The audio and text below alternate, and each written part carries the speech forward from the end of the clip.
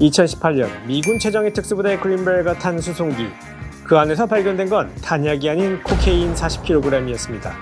여러분이 영화 시카리오에서 본 마약 칼텔과의 추악한 공조, 그것은 영화적 상상이 아닙니다. 현실은 더 지독했죠. 오늘은 미군 최정예 특수부대 그린벨가 왜 자신들이 막아야 할 마약 칼텔의 가장 완벽한 파트너가 되었는지, 개인의 일탈을 넘어 미국이라는 시스템이 설계한 구조적 비극을 파헤칩니다. 마약 칼텔이 가장 원하는 인재가 어떤 사람인지 아십니까? 현지 지형을 꿰뚫고 현지 언어로 대화하며 정부기관의 감시망을 피할 줄 아는 사람. 그린벨에는 그 모든 것을 국가에서 배웠습니다. 이들에게 칼텔은 소탕 대상이기 이전에 필요하다면 언제든 활용해야 하는 자산으로 교육을 받았으니까요. 시카리오에서 조시 브롤린이 연기한 CIA 작전관을 기억하십니까? 목적을 위해서라면 수단을 가리지 않고 범죄 집단인 칼텔과의 경계가 서서히 흐릿해지는 그 인물. 이런 캐릭터가 만들어진 데에는 다 이유가 있습니다. 바로 오늘 그 이유를 알게 되실 겁니다. 1990년대 미 육군 특수전학교 포트 리버리에서 대마약 작전을 훈련받은 멕시코 특수부대 게페. 이들 중 일부가 탈영해서 만든 조직이 바로 멕시코의 악명 높은 칼텔 로스제라스입니다. 전투, 심리전, 고문기술, 국가를 지키라고 그린벨가 가르쳐준 기술들이 칼텔의 준군사 조직화의 도구가 되었죠. 시카리오 2편 기억하십니까? 미국 정부가 칼텔 소탕 작전을 벌이다 도리어 얽혀 들어가는 그 구조, 그리고 막강해진 칼텔의 전투력, 그 영화의 배경이 된 실제 역사가 바로 이것이었죠. 하지만 문제는 이게 다가 아니었습니다. 2018년 충격의 정점이 찍힙니다. 콜롬비아에 파견된 제7특전단 소속 데니엘 고드 상사 일행이 코케인 40kg를 미 공군 수송기에 실어서 플로리다 에글린 공군기지로 반입하려다 적발이 됩니다. 왜 하필 군용기였을까요? 칼텔의 계산은 바로 이겁니다. 민간 화물은 세관에서 뜯어봅니다. 민간인은 공항 검색대를 통과해야 하죠. 하지만 특수작전 관련 미군 수송기는 다릅니다. 그린벨가 직접 운반하는 작전 화물을 누가 감히 열어보겠습니까? 그런데 조사 결과는 더 충격적이었습니다. 사실 이게 처음이 아니었기 때문이죠. 이 사건 때문에 뒤집어진 미 특수전사령부는 충격에 휩싸였죠. 그래서 전부대에 윤리정밀점검 명령을 내릴 정도였습니다. 어떻게 여기까지 온 걸까요? 단순한 개인적인 탐욕이었을까요? 2019년 넷플릭스에 액션 영화 한 편이 올라옵니다. 한국에서는 그리 알려지지 않았지만 밀리터리 커뮤니티에서는 꽤 화제가 된 작품이죠. 제목은 트리플 프론티어.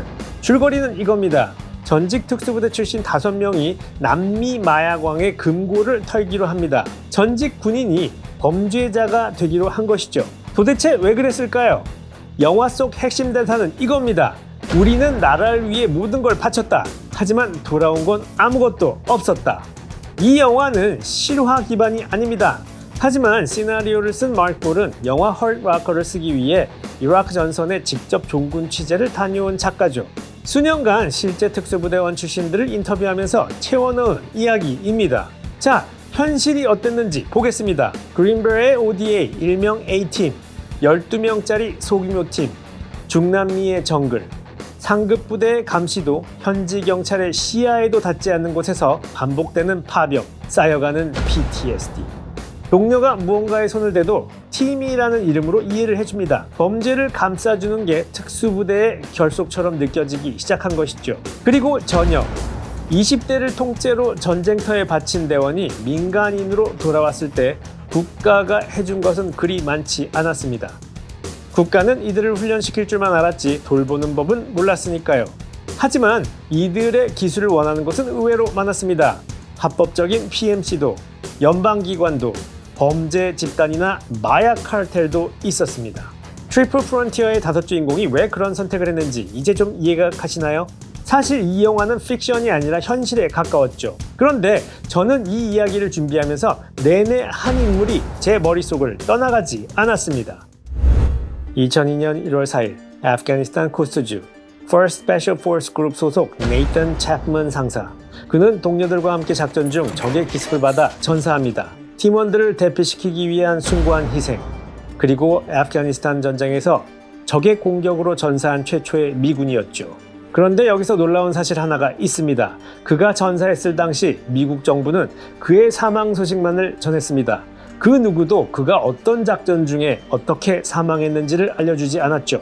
그가 CIA 준 군사작전관들과 함께 비밀작전을 수행 중이었다는 사실은 무려 13년이 지난 2015년에야 CIA가 공식적으로 인정했고 그제서야 그의 검은별이 CIA 추모의 벽에 새겨졌죠. 영화 시카리오 속 비밀작전이 픽션처럼 보이셨나요? 네이턴 챕먼의 이야기가 바로 그 현실입니다. 국가를 위해 비밀 임무를 수행하다가 죽어도 13년간 국가는 기밀이라는 명목 아래 그의 숭고한 희생을 인정하지 않았죠. 같은 부대, 같은 훈련을 받은 특수부대원들, 어떤 이는 군용기에 마약을 실었고 어떤 이는 비밀 임무 중 전사했지만 13년간 제대로 된 사망 사유가 가족에게 전달되지 못했습니다. 시스템의 실패일까요? 개인의 선택일까요? 아니면 둘 다일까요? 그 차이가 어디에서 오는지 우리는 아직 완전히 알지 못합니다. 그리고 그것이 영화 트리플 프론티어가 끝내 답을 내리지 못하고 관객에게 던져놓은 가장 뼈아픈 질문이기도 하죠. 그린벨렛의 모토는 억압으로부터의 자유를 입니다. 시카리오의 마지막 장면, 도덕적 경계가 완전히 무너진 채 다음 임무를 기다리는 요원의 공허한 눈빛. 그 눈빛이 단순한 영화적 연출이 아닐 수 있다는 것.